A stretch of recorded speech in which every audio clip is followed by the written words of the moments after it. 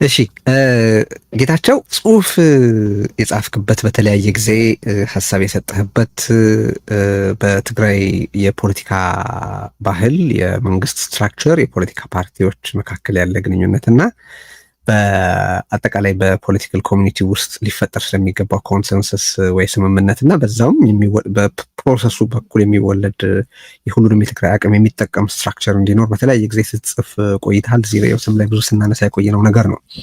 አሁን የመታረም እድል የመታረሙን እድል እና ባለበት ራሱ የሚያቆመው ጠፍቶ በጣም እጅግ አስጨናቂና አሳሳቢ ችግር ይስተዋላል። ጀስት የተወሰኑትን ሀቆች ከቨር ለማድረግ ወይ ለመሸፈን ያክል እንደምታውቀው ጌታቸው ባለፈው ሳምንትና ይሄኛውን ሳምንት መጀመሪያ አካባቢ የጦርነት ትኩሳቱ ከምን ጊዜውም በላይ በጣም በጣም በጣም ከፍተኛ ደረጃ ላይ ደርሶ የነበረበት ከዛም አልፎ ተርፎ የምንድን ነው ትግራይና አፋር ድንበር ላይ ግጭት ተነስቷል ተብሎ የተነገረበት የአፋር ኮሚኒኬሽን ቢሮ መግለጫ ያወጣበት ለዛ ደግሞ በምላሽነት ህወሓት ጊዜያዊ አስተዳደሩና የመሳሰሉት የምላሽ መግለጫ የሰጡበት ከዛም አልፎ ተርፎ የድሮን ጥቃት ተፈጽሞ ሰዎች የሞቱበት ሳምንት ነበረ። ስለዚህ ከዚህ ቀደም ከነበረው ከምን ጊዜውም በበለጠ ወደ ይሄ አክቹዋል ወደ ሆነው ጦርነት እጅግ እጅግ በከፍተኛ መጠን ተጠግተን ያሳለፍነው ሳምንት ነው ማለት ይቻላል። አንዱ እሱን በተመለከተ ያለህ አሰስመንት ምንድን ነው የሚለው ነው። አሁን ላይ የምታየው ምንድን ነው? ሁለተኛ ከሱ ጋር አብሮ ስለሚተሳሰር ነው። አንተ ከሀሳብ ካቀረብክ በኋላ እኔ የሚታየኝን አጋራለሁ። ታደሰ በደብረ ጽዮን ሌላ መንግስት የተዋቀረበት ይመስላል።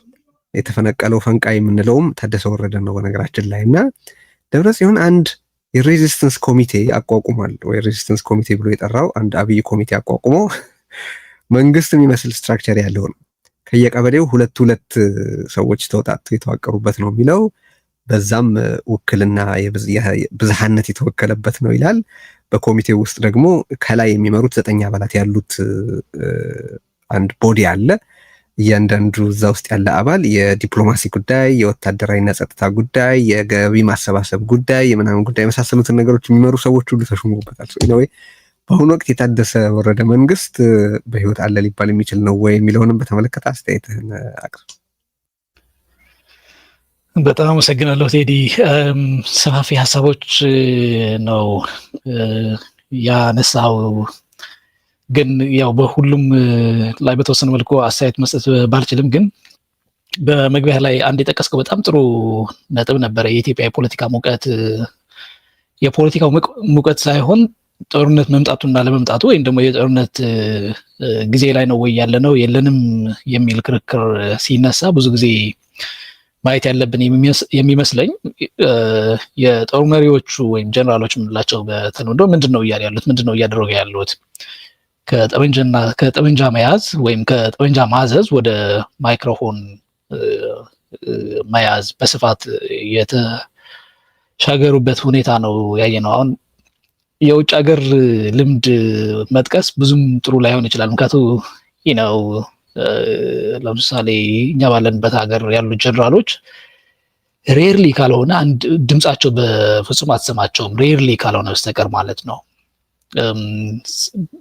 ድምጻቸው በሚሰጡበት ወይም ደግሞ በሚናገሩበት ጊዜ ደግሞ ኦፍኮርስ ከትምህርት ዝግጅነታቸው አንጻር ሊሆን ይችላል፣ ከኢምፓርሻል የሆነ አመለካከታቸው ሊሆን ይችላል። በተለያዩ የአገሪቱ የውጭ ግንኙነት በሚመለከቱ ጉዳዮች በተመረጡ ጉዳዮች ላይ ነው ትኩረት አድርገው አስተያየታቸውን የሚሰጡት። የኢትዮጵያ እንደዛ አይደለም። የኤርትራ ጀነራሎች የሰጡት በተወሰነ መልኩ ወደዛ ልትወስደው ትችል ይሆናል ሜቢ። ምክንያቱም ስለ ሀገራቸው አይደለም የሚናገሩት የኤርትራ ጀነራሎች፣ ስለ የኢትዮጵያ ሁኔታ በአገራቸው ጉዳይ ላይ ወይም ደግሞ የኢትዮጵያ ጀነራሎችን በሚመለከት ነው የሚናገሩት። የትግራይና የኢትዮጵያ ወይም የአብይ አህመድ ጀነራሎች ግን እንዳየናቸው ያው በእርስ በርሳቸው ያላቸውን ግንኙነት በሚመለከት እንዲሁም ደግሞ ኤርትራን ለመጋበዝ በመፈለግም ሆነ ባለመፈለግ የሚደረጉ ግንኙነቶች ናቸው።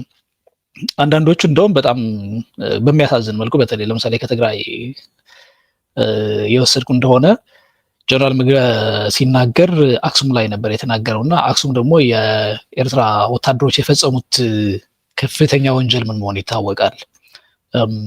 እዛ ቁሞ ነበረ ለሰላም በሚል ሽፋን እነሱም እየጋበዘ ነበረ። ይህንን ያነሳሁበት ምክንያት ለምንድን ነው? የትግራይ ጀነራሎች አሁን ያላቸው የፖለቲካ ኢንቮልቭመንት ምን እንደሆነ ራሱ አይታወቅም። ማለት አይታወቅም የሚለው እነሱ እየሰሩት ያሉት ነገር ቅርጽ ለማስያዝ ስላቃተኝ አይደለም፣ ግን ምን እያደረጉ እንደሆነ ራሳቸውም አያውቁትም። እና በዛው ልክ ቅርጻት ሲይዘህ ለትርጉም በሚበቃ መልኩ ማስቀመጥ የሚቻልባቸው መንገዶች ያሉ አይመስለኝም። ኤክሰፕት የራሳቸውን ጥቅምንና የሚደግፉትን የነበረው ኢስታብሊሽመንት የህወሓት ተከፋፍሎ ያለቀው አንተ በተወሰነ መልኩ እንደገለጽከው የደብረጽዮን ገብረ ሚካኤልም ቢሆንም ግን የተለያዩ ግሩፖች ኢንተረስት ለማስጠበቅ ነው አሁን ሁሉም ጀነራሎች በተወሰነ መልኩ ያው እየሰሩ ያሉት ብዬ ማስቀመጥ እችላለሁ። ባለፈው ሳምንት በዚህ 2 ሳምንታት ትግራይ ላይ ያጋጠሙ ሂደቶች ተያያዥ ናቸው። አንተም እንዳስቀመጥከው የጀነራል ታደሰ ወረደ ጊዜያዊ አስተዳደር ኦፍኮርስ መጀመሪያም የመጣበት አግባብ አለ። ካሁን በፊት ጌታቸው ረዳ ሲናገር እኛ አይደለንም ራሱ ነበረ መጀመሪያ ዲያግኖስ ሰርቶ ጊዜያዊ አስተዳደሩ ኮማ ውስጥ ያለ እንደሞተ አይነት ወይም ሊነሳም አንድ ቀንም ወይም ሊሞትም የሚችል አይነት እንቅስቃሴ ወይም የመንግስት ስራ አይደል ነው መንግስት በለው። በነገራችን ላይ በአንድ የዙም ስብሰባ ላይ ጠይቄው ነው ይሄንን ያለኝ ነበርክ ይመስለኛል አይደለም? አይሲዩ ውስጥ ነው ያለው አለ ወይ በህይወት ቤት? ኤግዛክትሊ በጣም ነው የማስታውሰው። ሶ እሱ ያንን ካለ በኋላ የጀነራል ታደሰ አስተዳደር ወደ አይ ቲንክ 6 ወር ከምናምን የሆነው ይመስለኛል አሁን ወደ ስልጣን ከመጣ ማለት ነው። ጀነራል ታደሰ በትግራይ የመንግስትነትም ሆነ የሴኩሪቲ ስትራክቸር ታሪክ ልዩ ቦታ ከሚሰጣቸው ቦታው ለምን እንደሚፈልጉት ከማያውቁ ሰዎች ጋር የሚመደብ ነው ብዬ ነው የምወስደው። ምክንያቱም ወደ ቦታው ሲመጣ ትግራይ የነበራትን ችግር ይታወቃል። የነበረው ወይም የቀድሞው ጊዜያዊ አስተዳደር ከነሙሉ ችግሮቹ የሱ አካል ሆኖ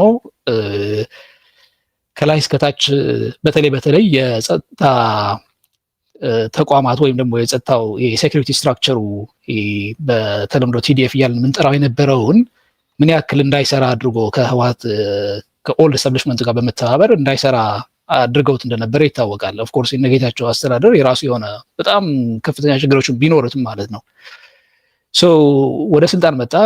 ወደ ስልጣን ከመጣ በኋላ ያደረጋቸው ነገሮች ምንድናቸው ብለን ወደኋላ አሁን ሁሉን ተመልሰን ከበር እንኳን ባናደርግም ለምሳሌ ከተለያዩ የትግራይ ነዋሪዎች ጋር የሚደረጉ ውይይቶች ነበር። ከዛ በፊት ታስታውስ እንደሆነ አላማቸው ምንም ይሁን ምን ማለት ነው ማህበረሰቡ በተወሰነ መልኩ የሚተንፍስባቸው ነገሮች ነበሩ። እነዛ ነገሮችን ማስቀረት ነበር የመጀመሪያው አላማው ጀነራል ታደሰ። ምክንያቱ አይዘር ለደብረጽዮን ገብረ ሚካኤል ፋክሽን መገዛት ነበረበት ወይም ደግሞ እሱ ወደ ስልጣን ያመጣው የነበረው የሚሊተሪ ስትራክቸሩ ሌዋሊቲ ደግሞ አስጠብቆ መሄድ መቻል ነበረበት። ከመጀመሪያው ጀምሮ ለሁለት ለሶስት ኃይሎች ያደረ የራሱን ፍላጎት በአግባቡ ያላወቀ ኦፍኮርስ የፌዴራል መንግስቱም እዛው ጨምሬ ነው። ምክንያቱም ከፌዴራል መንግስትም ጋር የተሻለ ግንኙነት አለኝ በእኔ ይሁንታ ወይም በእኔ ችሎታ እኮ ነው አሁን ኤግዚስት እያደረጋችሁ ያላችሁት እያለ በውስጥ እንደሚያስፈራራቸውን በተወሰነ መልኩ ምናቅ ይመስለኛል። ምክንያቱም የተሻለ ግንኙነት አለኝ ብሎ ስለሚያምን ከአብይ አህመድ ጋር ማለት ነው። አሁን ባለፈው ሳምንት የትግራይ የሰላም ኃይሎች ወይም ደግሞ የሐራ መሬት ተብለው ከሚጠሩት ጋር በተወሰነ መልኩ ግጭት ተፈጠረ። ያንን ግጭት በተለያየ መልኩ በዜና ስናየው ነበረ። የጀነራል ታደሰ ጊዜያዊ አስተዳደር ያወጣው መግለጫና ህወሓት ደግሞ እንደ ፓርቲ ያወጡት መግለጫ ሁለቱ ይለያያሉ። የመንግስት እንደ መንግስት ኤግዚስት እያደረግን ነው ናት ኦንሊ በፓርቲ ደረጃ በድርጅት ደረጃ አይደለንም ያለ ነው። እንደ መንግስትም የክልሉ የበላይ የመንግስቱ አካላት መሪዎች እኛንን የሚል ሳቢ እንዲያዝ ነው እና ዶክተር ገብረ ሚካኤልም ከዛ በኋላ መጥቶ ኦፍኮርስ በሰጠው መግለጫም በተወሰነ መልኩ ያየ ነው ማለት ነው። ፓራለል አሁን ትግራይ ውስጥ ያሉ የመንግስትና የሶሳይታል ይሄ ፖለቲካል ፓወር ሴንተርስ በምናይበት ጊዜ